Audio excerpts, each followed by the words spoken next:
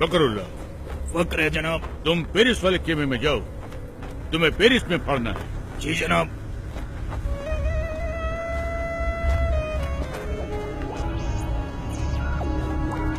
फकरुल्लाह। फकर है जनाब। तुम अमेरिका वाले खेमे में जाओ, तुमको अमेरिका में पढ़ना है। जनाब। फखरुल्लाह। फखर है जनाब।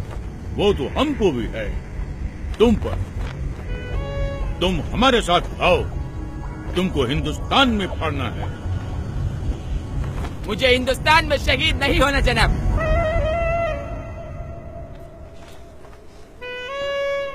वहाँ पहले ही बहुत आतंक है।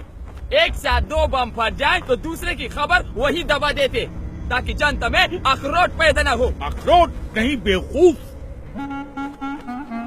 आक्रोश। बाकी का टीआरपी नेता ले जाते। मुझे तो इंटरनेशनल न्यूज बनना है। Love in Paris, americano. खामोश।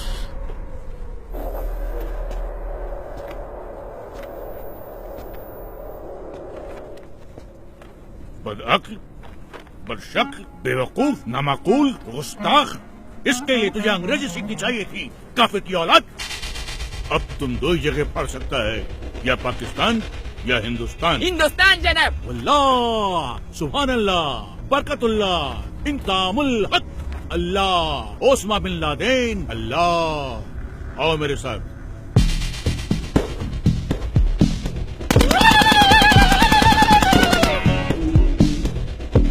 एक बात ध्यान रखना, किसी भी मुल्क में जाकर पढ़ने के लिए सबसे पहले तुम्हें उस मुल्क के आम आवाम का एक हिस्सा बनना पड़ेगा, जिससे किसी को भी तुम पर शक न हो। इसलिए सबसे पहले मैं तुम्हें एक सच्चे हिंदुस्तानी जैसा बनाऊंगा, और सच्चे हिंदुस्तानी जैसा बनने के लिए तुम्हें हिंदुस्तान की तवारीख यानी कि हिस्ट्री और वहां की रवायत जाननी होगी, और वो तुम्हें मैं न नहीं बताऊंगा, ये बताएगा।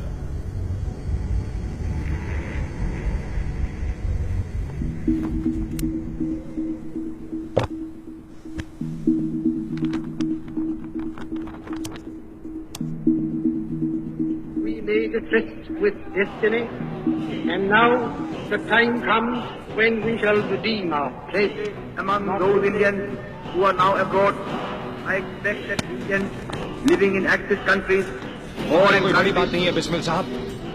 बड़ी बात तो ये है कि जिस्म से टपका हुआ एक बूंद खून आने वाली नस्ल के सारे खून में उबाला ला सकता है या नहीं। तेरी फिजा में हम बन के हवा का झोंका, किस्मत वालों को मिलता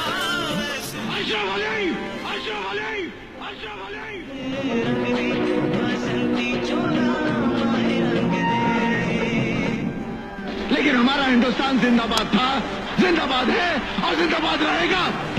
हिंदुस्तान जिंदाबाद। देखा जाए बर्बादियों का समा, ईश्वर या अल्लाह ये पुकार सुन ले, ईश्वर या अल्लाह हे दाता।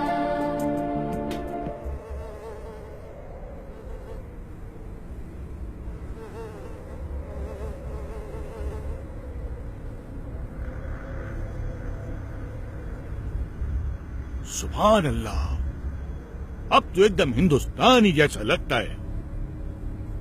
कैसा महसूस होता है? एकदम इंसान जैसे।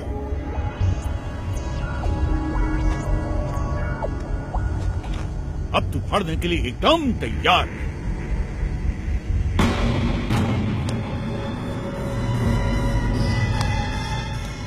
जाओ, अब फाड़ दो इसको।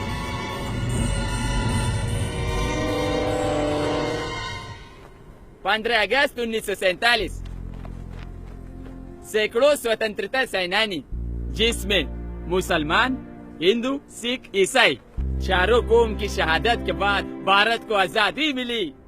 एक ही तिरंगे के नीचे खड़ा होकर हम सब ने मिलकर भारत का संविधान बनाया, जिसमें जितना अधिकार एक हिंदू को दिया, उतना ही अधिकार एक मुसलमान को, और उतना ही एक सिख और उतना ही एक ईसाई को दिया। एक ऐसा देश जो हर मजहब को जानता हो, पहचानता हो, अपना मानता हो। ऐसा देश जहाँ पर हिंदू के मंदिर की घंटियों के साथ अजान मिलकर पूरे हिंदुस्तान को एकता का पाठ पढ़ाती हो। ऐसे देश में कोई कैसे बम फाड़ सकता है? एक ऐसा देश जहाँ पर हिंदू और मुसलमान दोनों फांसी के तख्ते पर चढ़ गए हो, छूट गए हो। ऐसे देश में बम कोई कैसे फाड़ सकता है? खामोश, नामाकुल, बदबक, गड़रिये की औलाद, काफिर, वापस तो हमारा बाप हम खुद फाड़ देगा, हम खुद फोड़ेगा इसको। अरे हाँ, छोड़ दो इसको।